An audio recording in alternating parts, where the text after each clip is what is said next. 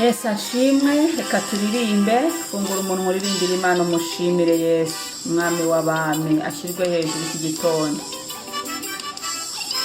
Haleluya.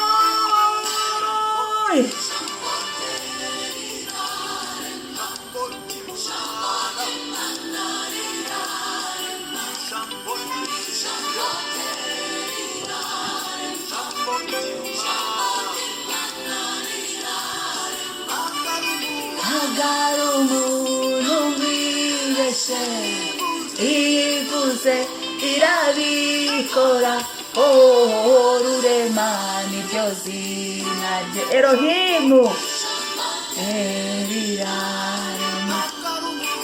Garumurumvise ivuze irabikora, rurema niryo zina rye. Ijambo rye rirarema, igihome kitegu kw'izina ry'Imbayandi. Haleluya. Yahawe izina ry'Imbayandi, yashyizwe hejuru y'iteka, Imana irinda kwera kwayo. Yesu Elohimu, Imana irema. Ashimwe umwami, ashimwe Yesu, ashyizwe hejuru y'iteka, Imana irinda kwera kwayo. Rurema niryo zina rye. Ijambo rye, haleluya, turagushima Mana. Ijambo ryawe riradukomeza, iyo uvuze birakoreka, wategeka bigakomera Mana. Turagukunda Mana Yesu, turagushima. Himbazwa, himbazwa, himbazwa, himbazwa, himbazwa, himbazwa, himbazwa, himbazwa, shyirwa hejuru. Yesu uri mwiza, Yesu uri mwiza, Yesu uri mwiza, Yesu uri mwiza, Yesu uri mwiza, Yesu uri mwiza. Haleluya. Tamba, tamba, tamba, tamba, tamba, tamba, tamba. Hey, tambira Yesu, tamba. Haleluya. Ijambo rye ni ukuri, icyo mwavuganye azagikora, komera. Haleluya, haleluya. Reka dusome ijambo ry'Imana dusengera mu uyu munsi. Riri muri Luka 11 umurongo wa 28. Luka 11 umurongo wa 28 haravuga ngo, nawe arabasubiza ati, ahubwo hahirwa bumva ijambo ry'Imana bakaryitondera. Iki kintu kirakomeye, ni turi mu kwezi ko gusenga. Nawe arabasubiza ati, hahirwa abumvira ijambo ry'Imana bakaryitondera.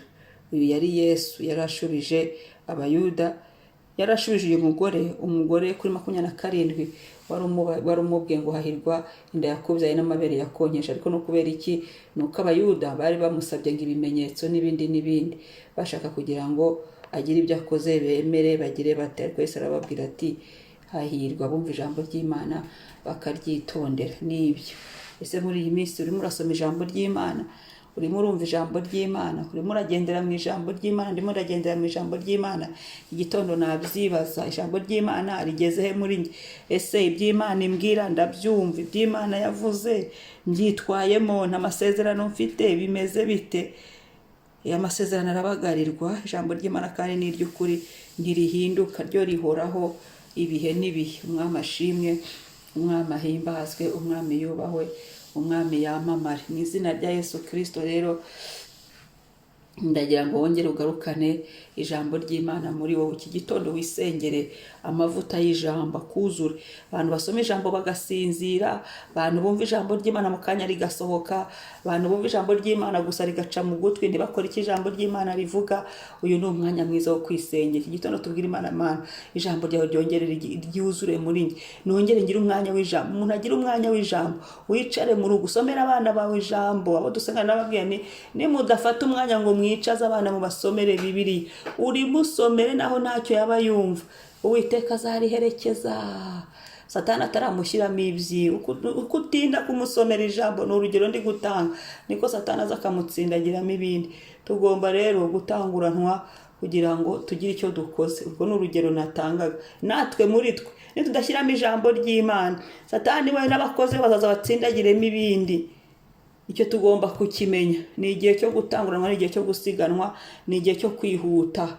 Ibyo gukururuka no kunanirwa oya, ni igihe cyo kwambara imbaraga, kuko amazi si yayandi. Dukeneye ijambo ry'Imana rero kugira ngo tutazayoba. Kandi no mu gusenga kwacu, wambwira se ngo wasenga ute nta jambo ry'Imana rikurimo?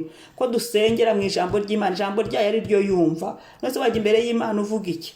Ko dushyiramo ingingo z'iki Imana yavuze, ko tubwira Imana duhereye ku byo yivugiye Imana ubwayo, ko ijambo ry'Imana ryo ritweza, ijambo ry'Imana kari yo nkota dufite turwanisha, ijambo ry'Imana kari ryo ridushoboza tubashishwa, ijambo ry'Imana kari ryo twumva. Ubwo twe haba turi ibiki, twa turi kugenda gute? Oya, Imana yumva ijambo ryayo, icyo yavuze nicyo yumva. Rwose tugomba gusoma ijambo ry'Imana. Ngo nabo barasubiza ati hahirwa abumva ijambo ry'Imana bakaryitondera. Kuryitondera, kumva ni kimwe no kumvira ni ikindi. Yesu yaravuze ngo muri inshuti zanjye nimukora icyo mbategeka. Nta kindi cyadusaba ni ukubahiriza ijambo rye. Mu izina rya Yesu Kristo, reka twisengere uyu munsi kugira ngo ijambo ry'Imana rirusheho kuganza muri twe. Turusheho gusoma ijambo. Abantu benshi nta na Bibiliya bagira, abandi barazitunze zajeho ivumbi. Kanguka wambara imbaraga usome ijambo ry'Imana. Kanguka wambara imbaraga wige Bibiliya. Kanguka wambara imbaraga usome ijambo rikujyemo ringemo. Hari iminsi tuzaza nta na Bibiliya dufite, ukajya wibuka ibyo wasomye, akaba ari byo bizadutunga. Hari igihe umuntu agera ahantu nta na Bibiliya yabonye, yanayibuze cyangwa se atanabonye uburyo yigendana, ariko ibyo twasomye ibyo nibyo bizadusigaramo tukabyibuka, akaba ari byo dusengeramo, akaba ari byo dukoresha mu gihe muri icyo gihe. Imana idushoboze. Nimvaga iki gitondo twakongera kwisengera amavuta y'ijambo. Amavuta y'ijambo akongera akatwuzura, amavuta y'ijambo akongera akaganza, abantu bakagira inyota y'ijambo. Abantu bafite inyota y'ibindi, ariko iby'ijambo ry'Imana wapfa. Ariko ndakumenyesha ko ijambo ry'Imana ari ryo rya mbere, kuko iyo rigwiriye muri twe risohoza umugambi w'Imana w'ikishaka kuri twe. Haleluya. Imana idushoboze, Imana itubashishwa. Baba warataye gusoma ijambo ry'Imana, garuka nyabone ngero ufate intwaro yawe, ufate iyi nkota yawe, aryo jambo ry'Imana. Mu izina rya Yesu. Yesu ndagushimiye iki gitondo tuje imbere yawe. Turi hano Mwami, ijambo ryawe ni ubuzima. Kuri uyu munsi turagusabye Mana, ngo wongere utwigishe ijambo ryawe. Si uko tutaryumvishije, ahubwo turagira ngo uduhe amavuta yo gusoma ijambo. Dusukire uyu mwuka wera w'Imana, twuzure. Dusome ijambo, turyumve. Apana kurisoma gusa, ahubwo tujye tunaryumva. Tumenye ihishurirwa, duhishurikirwe mu ijambo ryawe. Amaso yacu ahumuke mu ijambo ryawe. Ubuzima bwacu burushaho kuba bwiza mu ijambo ryawe. Amasengesho yacu ahagararire mu ijambo ryawe. Imikorere yacu ihagararire mu ijambo ryawe. Ibyo bizatuma dukiranuka. Ibyo bizatuma turushaho gutungana. Ibyo tuvuga bigendere mu ijambo ryawe. Haleluya. Imivugire yacu igendere mu ijambo ryawe. Umwifato wacu ukorere mu ijambo ryawe. Mu izina rya Yesu Kristo, akazi kacu tugakorere mu ijambo ryawe. Bizatuma dukiranuka aho tuzaba turi hose, kubera ko ijambo ryawe rizaba ryadufashije, rikagenda ridusukura, rikagenda riduhumura, rikagenda ritwereka, rikagenda ridufasha, rikagenda ritubashisha. Mu izina rya Yesu.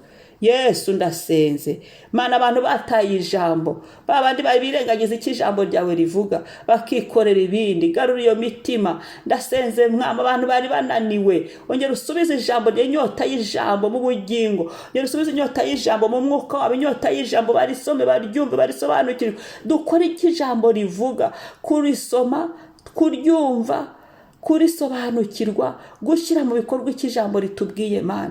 Ibi bintu byose uko ari bine tubishobore, tubashishwa byose nawe.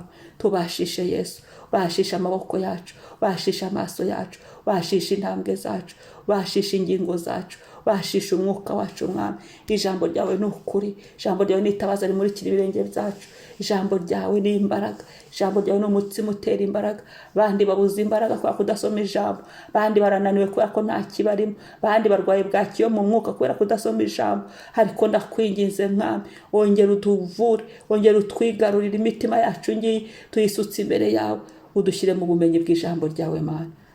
Yo Yesu, abandi basoma ijambo bagasinzira, babandi bananirwa bari gusoma ijambo, abo bose Mana ukingura icyo gihe ukiveho, twuzuzemo inyota y'ijambo ryawe. Izindi nyota zose zihagarare, izindi nyota zose zifungwe, ahubwo twiyapiye ku ijambo ryawe, twikomereze mu ijambo ryawe, duhagararire mu ijambo ryawe umunsi ku munsi Mana.